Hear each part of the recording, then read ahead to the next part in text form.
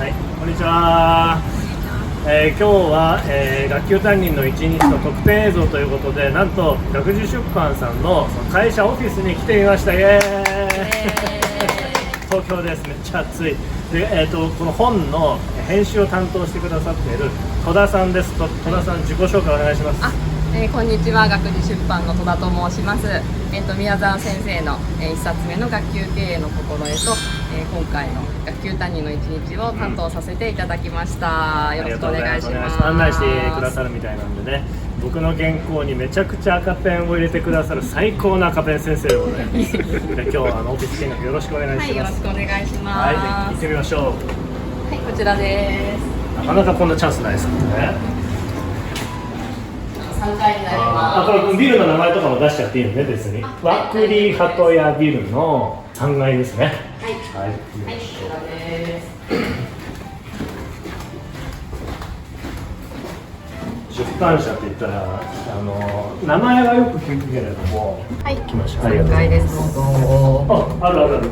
学術出版。子供の幸せを共に紡ぐ学術出版。ここですか。じゃあお願いします。はい。お邪魔します。はい、どうぞ。こんにちは。お。広くもなく狭くもなくっていうイメージですね。そうですね。何人ぐらいでいるんですか？普段は20名ぐらいですね。今日はいないんですよ、誰も。そうです。今日はお休みの日なので。お休みだから、今日土曜日ですもんね。はい。なるほど。で、20名ぐらい。はい。そうなんですね。で、ちょっといいですか？自由に見て回って。はい。今日は大丈夫です。ありがとうございます。じゃあロッカーとか開けていいですか？ロッカーまでやめてください。ロッカーはだいぶプライベートなものがいると思うので。じゃあ、あと続いていきますんで、案内してください。はい。一応大きく分けまして、1、2、3、4、5、5つの島が。本当だ、アイランド型ですね。そうですね。はい、一応部署に分かれてまして。これが部署なんだ。そうですね。一応この奥が総務部経理部。はい。いろいろ人事のことですとか、お金のことですとかを、処理している。じゃあその原稿とかには関わらないんですね、あんまり。そうですね。はい、関わらないです。それからこちらが営業部の島になります。営業部と広報の担当がまとまってだから今回の特設ページとか作ってくれた永井さんとかはここに座ってるってことですね。そうです。永井さんのデスクどこですか？永井のデスクはこちらです。綺麗にしてるじゃないですか。かわいい。黒板キーホルダー。そうですね。この前展示会で私がお土産にもらっていた黒板消しのキーホルダー。営業ね。はい。これ大丈夫です。結構ゴミ溜まってますけど。本当ですね。そろそろ。モザイクでお願いします。それからあちらの入り口に一番近い島が直販課というんですけれども、営業部の一つなんですけれども、主に倉庫とのやり取りですとか、書店の流通の窓口になっている部署になります。そうか、流通か。その印刷会社とか工場とかともやり取りをしてるってことですか？印刷会社とのやり取りは編集者がやることなので、そうなんですね。でも出口の部分ですね。印刷会社がその納品をどこにしますかっていうところからは、各店舗とかアマゾンとかそういったことですか？そうですね。大きな倉庫を借りているので、そこに1回納品してもらって、そこから書店なり各それぞれの購入者の方なりに発送するこの指令を出すというような。出版社が大きい倉庫を借りてるんですか？そうです。東京都内。そうですね。都内近郊という感じなんですけれども。そうなんですね。はい。でこちらの後ろの2つの島が出版部、編集部。うちでは出版部っていう言い方をしているんですけれども、編集部の島になります。この2つが全体なんですか？はい、そうです。一番じゃあ大きいんですね。そうですね。人数としても編集者が一番多くてですね。10人はいないか、8人ぐらいですかね。じゃあ執筆者と一緒に本を作っていく本当に最前線の人たちですね。はい、そうです。そうなんだ。10人以上いるんですね。戸田さんのデスクはどちらですか？私は実はちょっと今リモートワークをしているので、ここの中には特に決まった席はなくて、来た時には空いているところをちょっと借りて作業したりしています。リモートワークしてる人と戸田さん以外にもいるんですか？基本的に今私だけでして、ただ会社としても週に1回はリモートワークかっていう風になっていますので、例えばちょっとお子さんが熱って出してっていうような時とか、もうこれは家でやりたいなっていう時は申請すればリモートワークができるようになっています。全然問題ないですか、リモートワーク？そうですね、私は全然今支障なく仕事ができていると感じています。そうですね、海外と、山梨、今東京だけどここ普段は山梨に行って、フィリピンに行って出してるもんね。ほんまややこしい2人の組み合わせかもしれないですね。なるほど、ありがとうございます。すごいわかりやすかった。はい。会議室にまとまっているのでご覧ください。会議室ね。こっちですか、会議室は？そっちじゃないです。こっちはちょっとちょっと社長室はちょっと社長室気になりますよね。何があるのかね。ここは撮影 NG みたいなことなので、すみません、こちらで。後でこっそり覗いてみましょう。どうぞ。失礼します。どうぞ。会議室。可愛い感じの。大きくもなく小さくもなくいいですね。そうですね。全員は社員も入れないサイズなんですけれども、出版部で会議をする時などはここでみんなで集まって、例えば新しい本の企画を出し合ってそれについて意見を言い合ったりとか、そういう時にここの会議室を使います。学校でもありますよね、会議室ちょっとここ使おうかみたいなね、そんな感じで使ってるのかもしれないですね。はい、じゃあ改めましてこれ本も置いていただいてありがとうございます。これ並んでみるといいですね。青の心得に赤の一日ということで、こんな感じで僕も本出させていただいて本当に感謝してるんですけれども、どうやって本を出していったらいいのかっていうところをぜひ教えていただいてもよろしいでしょうか。はい、はい、そうですね、いろんなパターンがあるんですけれども、最低限必要なものは私は2つあるかなと思っていて、1つはご自身の実践なり哲学なり他の人には持ってないものですね。宮沢先生の場合は両方お持ちだったんですけれども、少なくとも実践、これだけは負けないっていうぐらいの実践を持っている、あるいは、すごく考え抜いたご自分の中で哲学を持っている、どちらかは持っているということは一つの条件かなと。それからもう一つは発信しているということですね。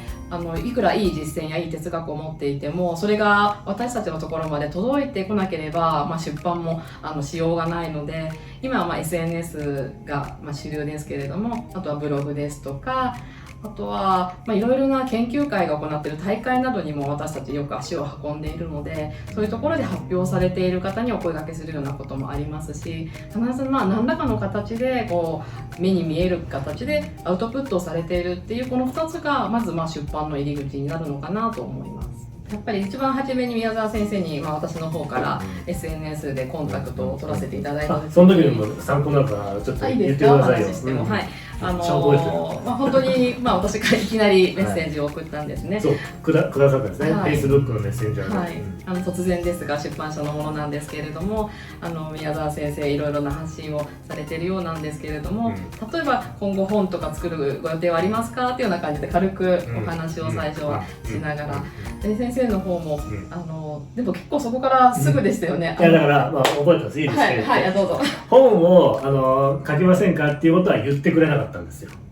でも僕は YouTube で発信をちょっとしたまだ駆け出しの頃で「こんにちは、教育のその活動してらっしゃるんですね、応援してます」っていう嬉しいメッセージをくださったんですよ。でプロフィール欄見たら出版社って書いてあったんで、ここしかねチャンスはここしかねえっていうことで、僕は返事をその日のうちに返事を書いたんです。こんにちは、宮沢ゆりです。発信してます。よろしくお願いします。でも本当メッセージチャットでいう2、3行ぐらいのメッセージを返事したんですね。ところが1個添付ファイル載せてたのを覚えてます。これから書きたい本ですね。そう、はい、僕の本としてちょっと書いてみたいタイトルとその概要を多分ね20、30ぐらいのタイトル案をバーッと並べたものを添付して送ったの覚えてますか？覚えてます。もうあれはあそこしかないと思って、俺はこんだけアイデアがあるんです、書ける人間なんですっていうのをこの一通で、だって次いつやり取りできるかわからないから、ここでもう息の根を止めながらそんな言ったんだけどここで決めなきゃいけないんだっていうふうに思って、でもそれをメッセンジャーのチャットで書かれることほど読みにくいし、うわっとくる感じで、失礼だし嫌じゃないですか、初めての人にね。でも初めてで爪痕は残したいと。だから挨拶としてよろしくお願いしますのチャットは一言にしつつ、添付ファイルで20、30の書籍のタイトルをその日のうちに20、30ひねり出して1日で10時間ぐらいかけてそれやって、でももともとそのアイデアを持ってたんですよっていう雰囲気でさらっとそれがこれになっていったっていうことなんで、その執念ですよ、やっぱり。そういう意味では際立ってるかもしれないです。なかなかそんなにそうですね。やっぱりその20のタイトルの一覧を見たときに、とにかくやる気と、実践と、もう怨念のようなもういつでも来いっていう感じをすごく感じたんですね、私としては。でまた内容もすごく多岐にわたっていたので、例えば全部学級経営のっていうでなかったんだと思うんですよね。割と授業のこととかもいろいろ入っていたので、この先生は割と網羅的な本が書けそうだなっていうところをそこで私は感じ取ったので、まんまとですね。ありがとうございます。でその後何度かやり取りをオンラインなんかでねお話しさせていただいて、最初はこの焚き火理論でいこうかみたいな話もちょっとありましたよね。だって最初タイトルも学級経営の心じゃなくて、学級経営の要素とか、要素を英語にしてじゃあかっこよくしてエレメントってでなんか鬼滅が流行ってたからなんか火の力とかそうありましたね。そういうのでちょっとカテゴライズしていくと面白いかも。ちょっと途中までそれでかっこいい、これいいですねみたいな感じで盛り上がってたんですけどね。でも着地はそっちにはしなかった。そうですね。確かに今考えると火の力とかわけわかんないです。冷静になってよかったです。そうですね。じゃあごめんなさい、話を戻すけれども、実践を際立つような何かをしていくと、発信活動をしていく、でもそれをしていたからといって必ずしもじゃあ戸田さんみたいな方とつながることっていうのは難しいと思うんですね。声をかけられるのをずっとただひたすら待っていたらいいのか、あるいはこっちからアクションすることもできるのか、ちょっとそこを教えてもらっていいですか。教育文化賞っていう論文コンテストみたいなものを毎年やっていまして、表彰されるっていう方ももちろんいるんですけれども、そうではなかった方でも私たちの中では個人的にすごくこの先生いいからちょっとコンタクト取って本を書いてもらおうっていうことも。どうやったらいいって思われるんですか。何なんですか。それぞれの多分編集者のキラリと光る何かってことですよね。そうですね。キラリと。何なんですかそのキラリは。これはかなりでも経験上で2つあるかなと思うんですけれども、1つはそれぞれの編集者が立てているアンテナに引っかかるかどうかですね。例えば私であれば今先生方の働き方がとても気になっているので、先生たちの働き方をより良くするような何かアイデアや実践はないかなっていうのは常に張っているので、そこにキラリと光るものが引っかかればコンタクトを取るかもしれないです。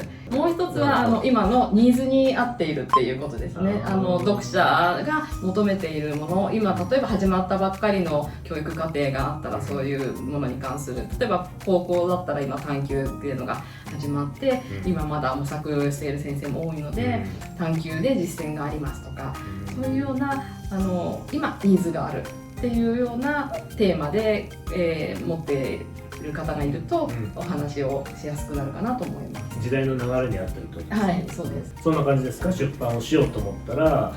そうですね。あとは結構実は王道の方法が別にありまして、いろいろな研究会とかサークルとかありますよね。先生方でそこで集まって一つのテーマについて研究をされたりしている。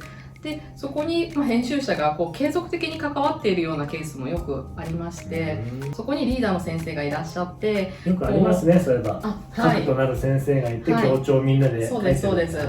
そういうことか。で編著っていう形でリーダーの先生が原稿のここは誰さん得意だから誰さん書いてっていうようなこともその先生が中心にやってくださったりですとか、窓口もその先生と編集者っていう形でシンプルなやり取りができるので、いきなり単調を狙うっていうよりは研究会やサークルに属してそこで協調の、中で提案をしてもいいと思うんです。このメンバーで本を書きませんかっていう提案をして出版社に持ってってもいいと思うんですけれども、そこから始めるとステップとしては自然なのではないかなと思います。今言ってたのとちょっと似てるかもしれないけれども、雑誌から始めるとなんかこう、ステップとしては軽いのかなっていうふうに思った気がするんですけど、それ間違ってないですか？そうですね、雑誌を連載するとその後こういうまとめて本になるっていう形もよくあるので、流れとしてはあるんですが、ただその雑誌に連載を持つとかっていうのって、そもそも編集者からこう依頼するような連載って言ったらね、そうかもしれないけれども、例えば1本限定で短い5ページ6ページぐらいのものを書きたいっていうふうに思ったら、それだと1冊本書くよりだいぶハードルも下がる気がするんですけれども、それはどうやってやったらいいですか？雑誌を書きたいとよく言うんですよ。雑誌記事書いてみるといいよとかって言われるんですけども、書きたくないとどうやって書いたらいいか分かんない人が本音なんです。そうですね。であれば雑誌の最後のページに奥付けのところに編集部の電話番号だとか住所が載ってると思うんです。で例えば今後こんな特集やりますっていう予告が載っていたりですとか、あとはご意見をお寄せくださいっていうメールアドレスが書いてあったりとか、結構こう編集部とのコンタクトできる方法が雑誌には必ず載っているので、最後のページにね、もう本当にそこを使っていただいて、もう編集部に直接メールで、私こんなテーマで書けそうなんで機会があったらよろしくお願いしますっていうような感じでそれならいけそうですね。やっていただければ、おそらくじゃあいずれっていう形で候補にも載ると思うので、その形がいいんじゃないかなと思います。それはいいかもしれない。やりやすくってで編集者ともつながれるし、自分の文書く感じもなんとなくお互い分かってきますしね、自信になるし、自分で書いた文章が雑誌になってこう世の中に売れてるのを初めて見た時僕感動した覚えありますね。やっぱりそうですよね。じゃあ今日は戸田さんありがとうございました。ありがとうございました。学習出版よろしくね。バイバーイ。バイバーイ。